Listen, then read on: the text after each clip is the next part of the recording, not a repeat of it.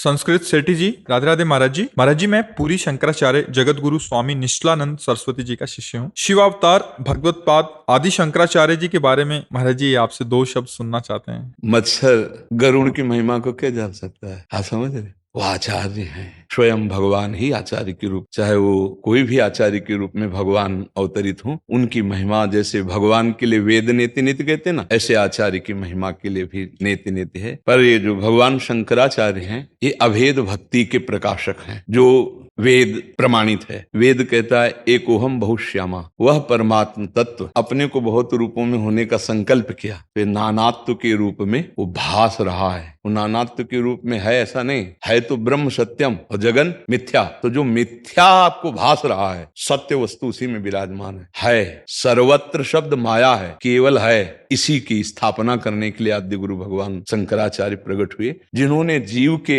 जीवत्व का ब्रह्म ज्ञान के द्वारा, वेदांत के द्वारा नाश करके स्वरूप में स्थित किया। सबका स्वरूप भगवत स्वरूप है। ईश्वर अंश जो कहा जाता है भक्ति में, वो रस के आस्वादन के लिए है। तो जब भक्ति की चरम अवस्था को उपासक प्राप्त होता है, तो उसी पूर्णता को प्राप्त होता है जो ज्ञान में। अब ज्ञानी देखता है सर्वम खलमिदम ब्रह्म, और भक्त देखता है से राम में सब जग जानी, या चिद चिद लक्षणम सर्वम राधा कृष्ण। अब इसमें क्या भेद है? रास्ते अलग हैं। एक जाकर के अभेद हो जाता है मैं में, और एक जाके मैं को आराध्य देव में लीन कर देता है। जो भक्ति की लीनता है, वो ब्रह्म नहीं, माया नहीं, नहीं जीव नहीं काल, अपनी सुधि ना रहे, एक रहे नंदलाल, बचा एक ना। और जो ज्ञान की सिद्धता है, वो सबको अपने में लीन करके मैं तत्व का। तो श्री कृष्ण चंद्र जी ने भागवत में कहा, जब सृष्टि नहीं थी तो मैं, जब सृष्टि नहीं रहेगी तो मैं, बीच में मैं ही मैं। और यहां मैं को आप में लीन कर दिया, प्रभु में। तो उधर मैं में सब कुछ लीन कर लिया, बचा एक ही। तभी सवाल हल माना जाएगा जब एक बचे, चाहे कर्मयोग से, चाहे भक्ति से, चाहे योग से चलो, चाहे ज्ञान से, एक। तो आद्य गुरु भगवान शंकराचार्य वेदांत अपने स्वरूप का बोध कराने के लिए अवतरित हुए, लाखों